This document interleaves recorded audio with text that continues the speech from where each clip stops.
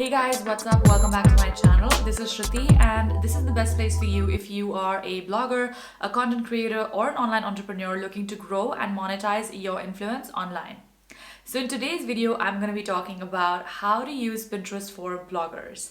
Now, you might have heard that Pinterest is actually an excellent tool to get more people to find and use your blog.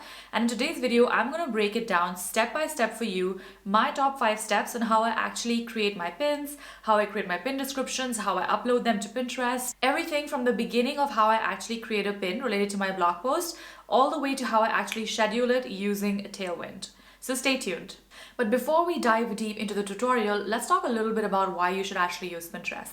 So first and foremost, Pinterest is an excellent traffic generation tool. Not only this, it's also an excellent tool for you to grow your leads, to grow your email list, to grow your subscribers, and just to grow your presence in an all-around way. Why? Because it's not just a social media platform, but it's actually also a search engine. Second, organic reach on Pinterest is not dead.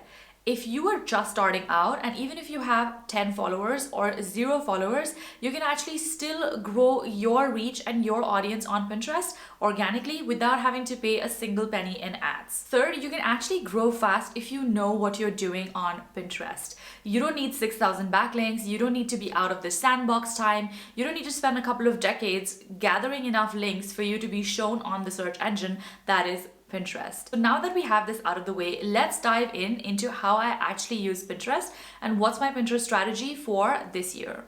So at the very bottom of how you actually use Pinterest to grow your traffic or your email list is the fact that you actually promote your existing content, right? So if you have a blog post or you have a podcast or you have a video that you want to promote using Pinterest, you're going to essentially be creating pins, which is the content that is stored within Pinterest.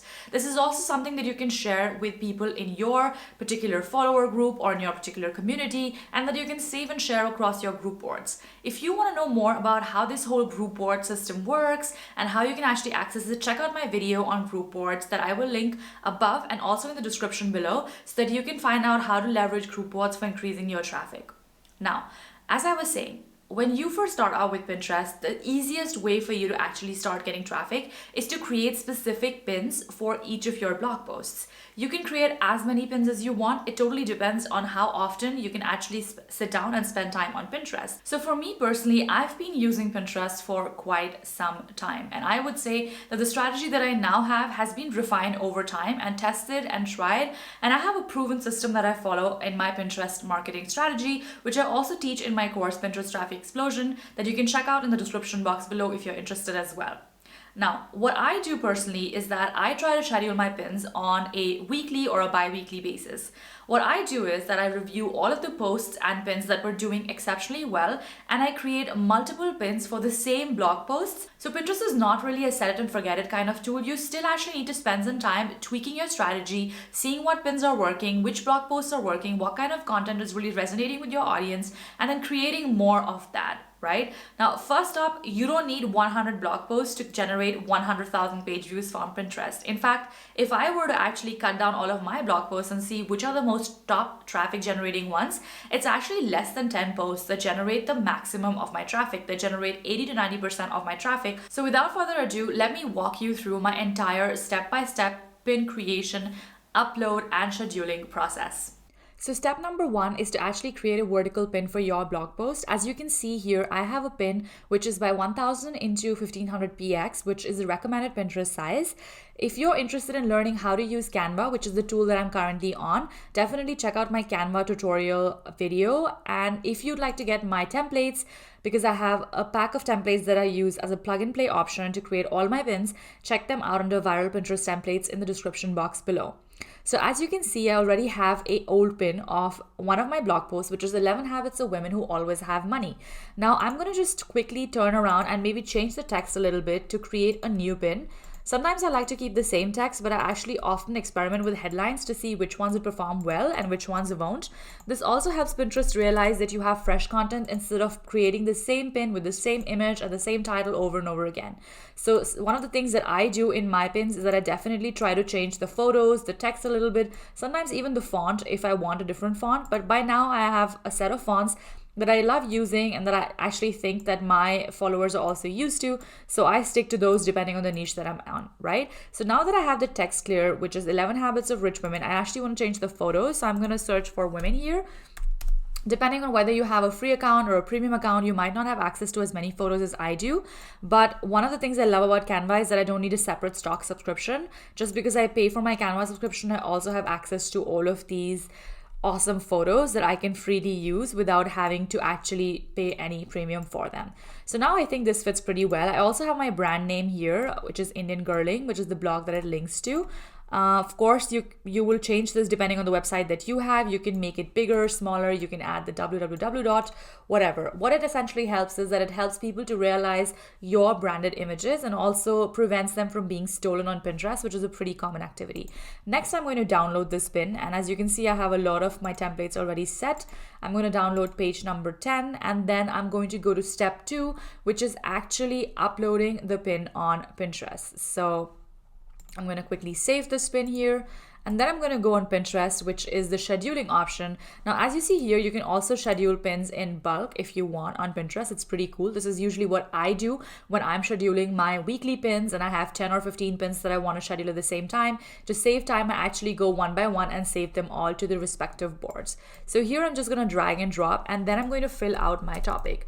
Now, what I also like to do is to have the same topic and the same descriptions in terms of the focus keywords that I'm focusing on. So in this, it's obviously habits of rich women that I want to focus on, right? Now, of course, keyword research is something which is a specific topic and is a completely different topic. If you would like to know more about it, let me know in the comments and I'll create a new video on that as well. But what I generally like to do is that I like to see which pins are already trending on the topic that I have that I've selected for this blog post, right? And this is where I see my top keywords which are linked to these particular posts, or let's say habits of rich women. And then you can see the drop down of exactly what are the related keywords that might come up. You can also see the pins that are trending on the top to get an idea of what might and might not work. So let's say rich people habits.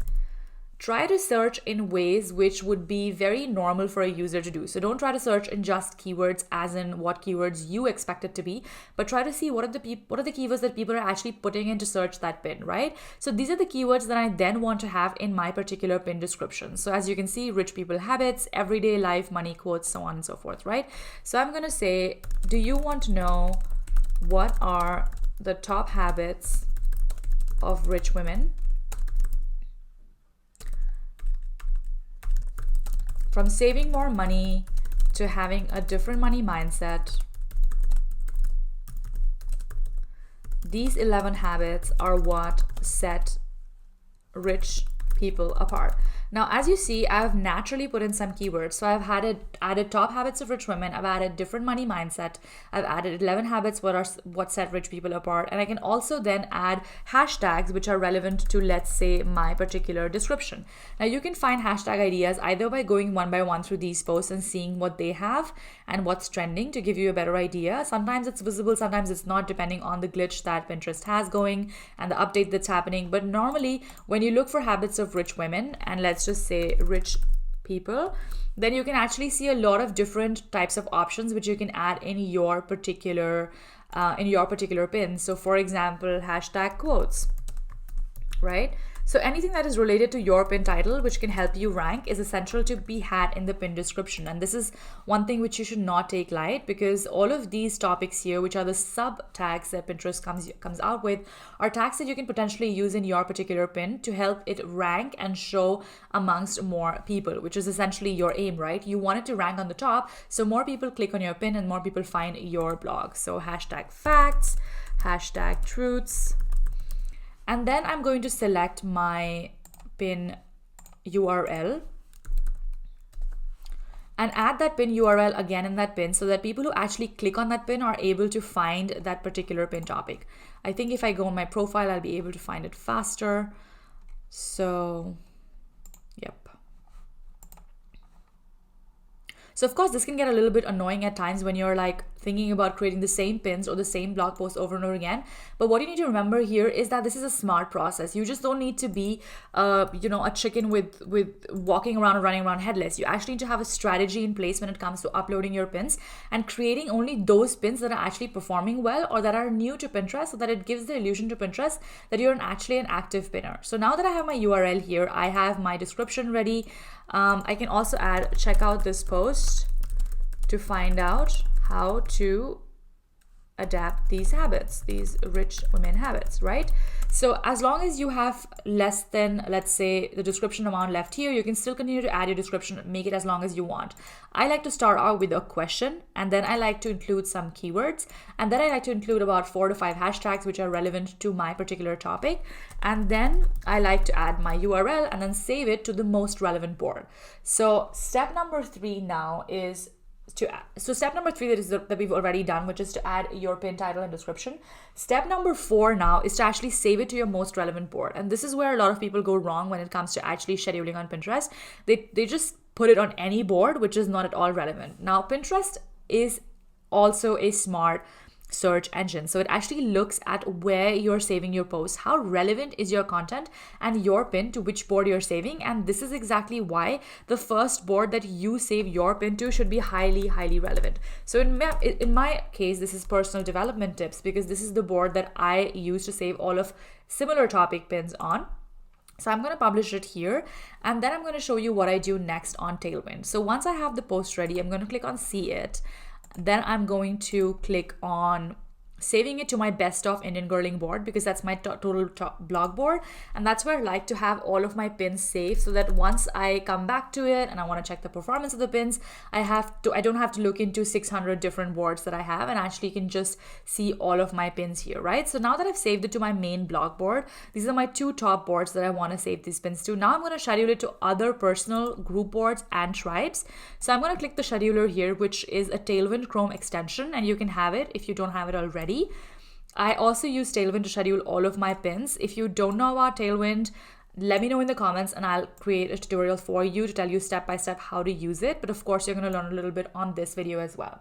So now that we've created the pin, we've uploaded it to Pinterest, we've added the pin title and the description, we've added the URL. Now it's time for you to actually save your pin and schedule it using Tailwind, so that you can actually save it to all of the boards that are relevant, right? So here's where I've actually created my board list. As you can see, this is something which I really love, and it's a productivity hack that I highly, highly recommend if you use Tailwind, because I don't have time to remember all the boards by heart. And of course, at this point, I have more than 100 boards. So I've categorized them based on the topic that I, actually save my pins on and what I actually schedule them out to. So this is a topic which will fit my all niche board. And it's not a topic that will fit any of my other board lists. So I'm going to just stick to this. I'm going to click on my tribes and I'm going to schedule it to the most relevant tribe that I have, which is here personal growth. As you can see, all of my other tribes are actually marketing or travel or blogging related. So I can't really have it there, but I'm going to add it here. And then I'm going to click add to tribe so that it actually goes to my tribe. And then once that is done, I'm just going to add it to my queue, which is my queue that runs on autopilot, irrespective of whether or not I'm actually on Pinterest. And this is one of the best things that I love about using Tailwind, that it just takes off so much of my headache and time of pinning and scheduling my pins. So I actually tend to schedule about 200 to 300 slots in a day, which is about 20 to 30 pins across hundreds of boards. But of course, when you're first starting out, you can start with 30 to 40 slots with 5 to 10 pins. Now I have over 1,000 pins, and that's why it's very easy for me not to spam my boards again and again, because I actually only schedule 1 pin to each board per day, because I have such a high volume of pins. I also like to shuffle my queue every now and then so that I don't spam the same pin over different boards at the same time, and there's actually different topic pins that are going out. So as you can see, this is pretty much my step-by-step process. It doesn't take a long time once you've figured it out and once you have a system in place. I highly recommend having templates that actually you can create and set and forget for different topics that you have, and so you don't waste time creating pins, which is actually the most time-consuming aspect ever. So if you found this video helpful, let me know in the comments below what you think, and do make sure to hit subscribe and the bell notification so you can be notified of each weekly video that I post here. Check out my next videos on how to grow your traffic using Pinterest, and all the links that are useful in the description box below. I'll see you in the next one.